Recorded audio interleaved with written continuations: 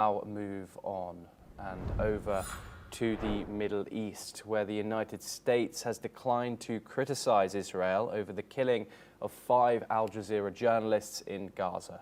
Washington referred questions to its ally, Israel.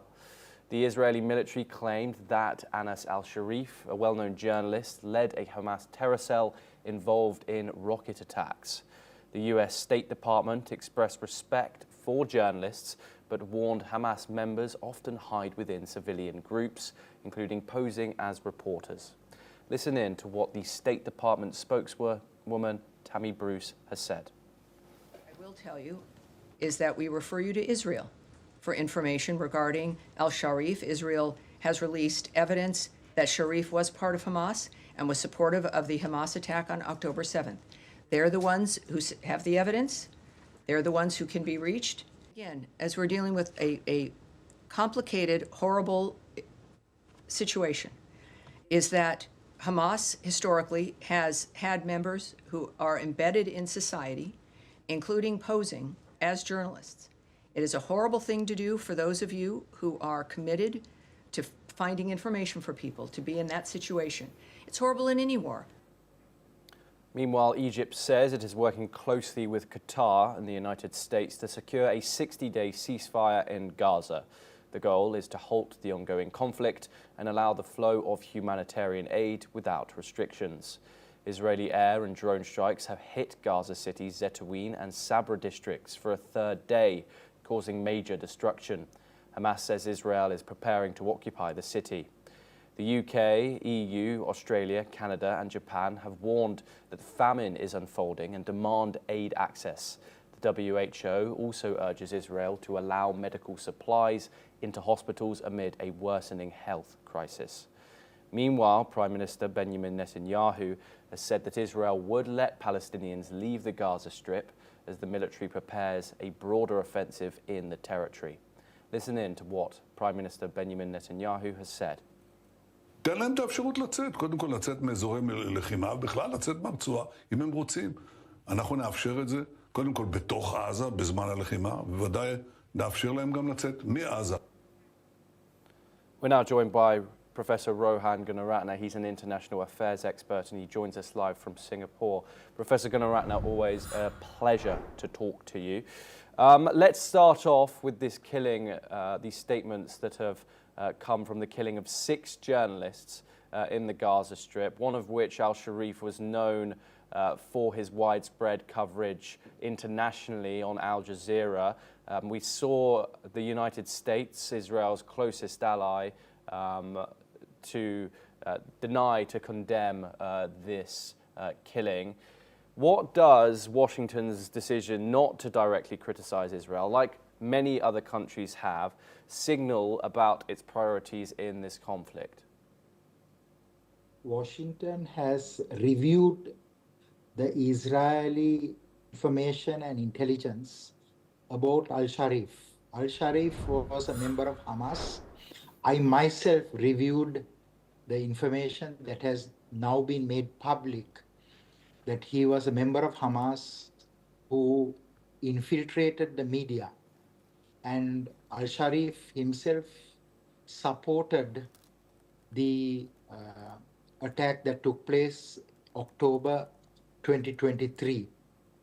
And al-Sharif is listed as a Hamas member on the Hamas documents that Israel has recovered. That is the reason the United States has not condemned the killing of al-Sharif. So it is so important for the global media to look at this information and to dispassionately present that information, because media organizations should never be infiltrated by terrorist groups. And this has happened consistently over many years. So I don't think there will be any sympathy for al-Sharif being eliminated by the IDF. I cannot comment on the other journalists who were with al-Sharif who were killed, but with regard to al-Sharif, I'm convinced that he was a member of Hamas. Yes, Professor Rohan Gunaratne. Obviously, that is disputed. These are claims from Israel, where many countries have come out and still condemned Israel's statements here. They have not been able to be verified by Reuters or any other news organization. However, what precedent does this set for the safety of journalists working in the Gaza Strip? This is the deadliest war in history when it comes to media workers.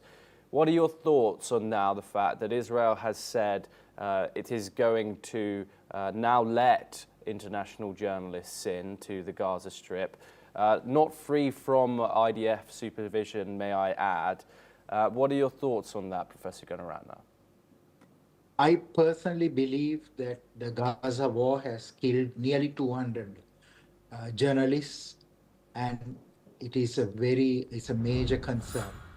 And I think that IDF is moving in the right direction by permitting international journalists, because a lot of information about the war is distorted. For example, the images of starving children presented by Hamas and by Palestinian media, they pertain to some children who have had various diseases.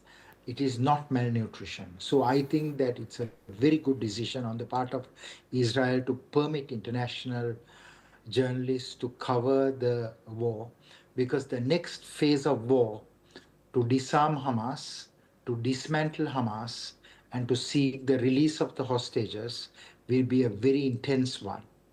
And I think that it is the right decision Israel has made.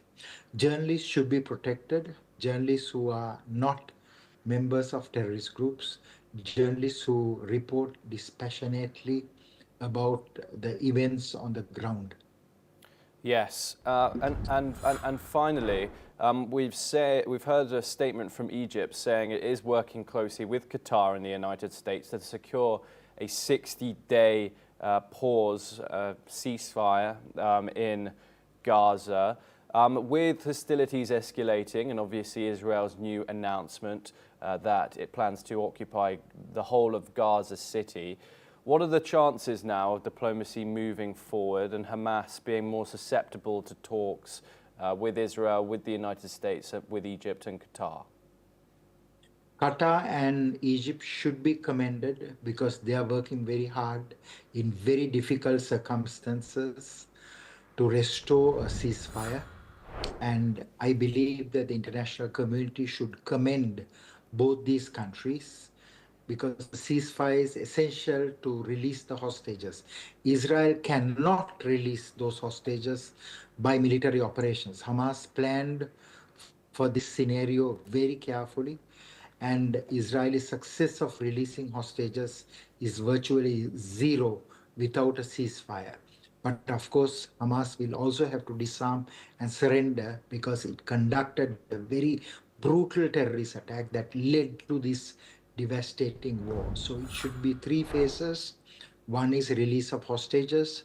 Second is either the relocation of Hamas to another country or their surrender, and of course, disarmament of all groups in Gaza, so that there will be peace in Gaza and in the Middle East. Professor Rohan Gunaratne, thank you very much for joining us. Pleasure talking to you as always. And here on NewsX World, we will of course bring you all the updates